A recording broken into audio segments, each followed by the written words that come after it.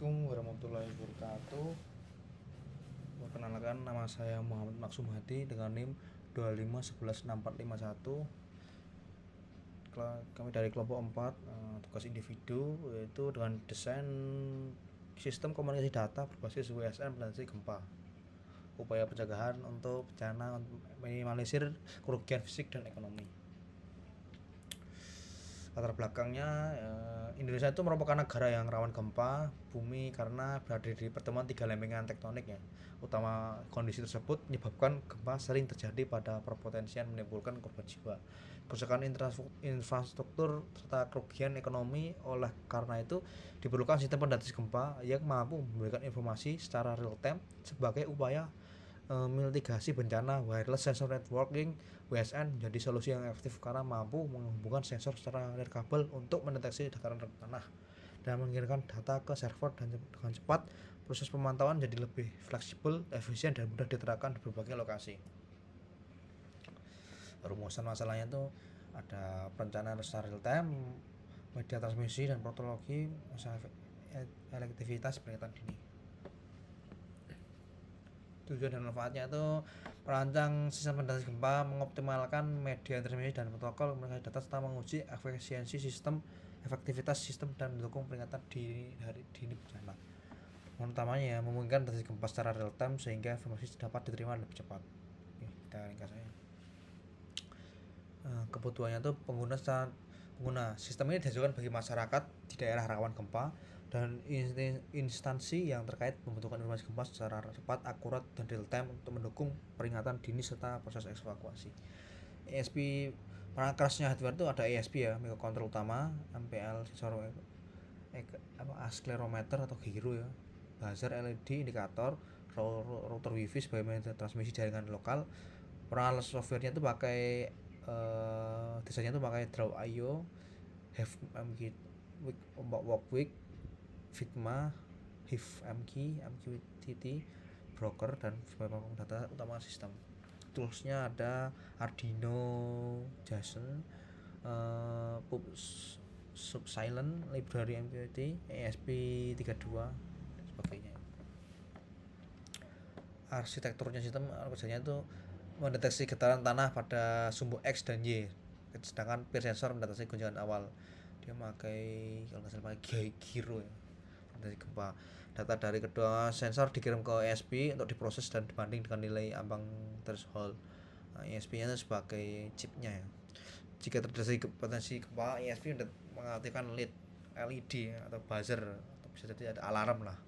Selanjutnya ESP mengirim data melalui Wi-Fi menggunakan protokol MQTT, terus dikirim ke cloud server, IoT server menerima data dikirim dan kemudian disimpan ke dalam database bywat dan bahan analisis. Informasi ditampilkan pada dashboard monitor secara real time sehingga kondisi sistem dapat dipantau oleh pengguna. Topologi jaringannya menggunakan arsitektur STAR dengan wireless router sebagai pusat komunikasi. ESP terhubung dengan sensor MPU 606500, 6050 dan peer untuk mendeteksi getaran gempa, kemudian mengaktifkan LED dan buzzer sebagai peringatan dini jika ambang batas terlampaui, dan selanjutnya dikirim melalui Wi-Fi ke server dan ditampilkan secara real time pada dashboard laptop maupun smartphone untuk mendukung mitigasi bencana. Jadi dia itu notifikasi. Dan data sistemnya itu sensi processing, mampu membaca getaran dan gerakan. ESP mengolah data, melakukan alokasi lokal buzzer, LED, lalu memformat data ke dalam JSON. MQTT publish HiveMQ broker, data JSON dikirim melalui protokol MQTT publish via Wi-Fi router ke HiveMQ broker dan distribusi ke server secara real time. Server menerima data dari broker dan menambahkan informasi gempa secara real time dan dashboard desktop dan Android untuk pemantauan kondisi. Basis datanya itu ada ID, NT, primary key, keterangannya, filenya not ID, tipenya Ford chart, keterangannya ID modul. Ini dia dashboard monitoringnya. Sensor aktif, status node sensor real time, status sistem, kondisi keseluruhan sistem, gempa deteksi, notifikasi deteksi gempa. Komunikasi datanya, data dikirim, not edit, tampilkan secara terstruktur dan untuk efisien transmisi.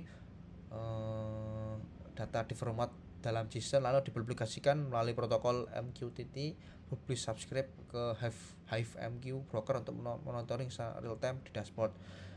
Keunggulan protokolnya ringan, cepat, dan real time, konsumsi bandwidth rendah sehingga ideal untuk perangkat IoT seperti ESP dalam jaringan WSN mendeteksi gempa.